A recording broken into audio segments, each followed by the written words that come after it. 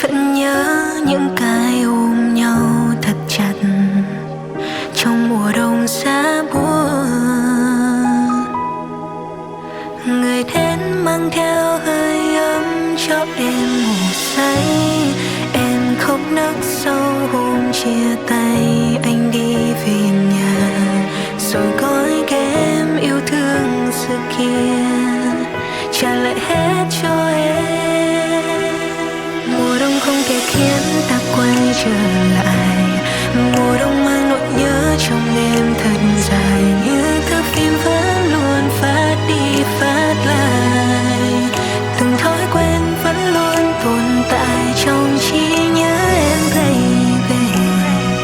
Phải làm sao để em có thể thoát ra khỏi nơi đây, vì trong ký ức cứ thế lặp đi lặp lại từng hình bóng anh ôm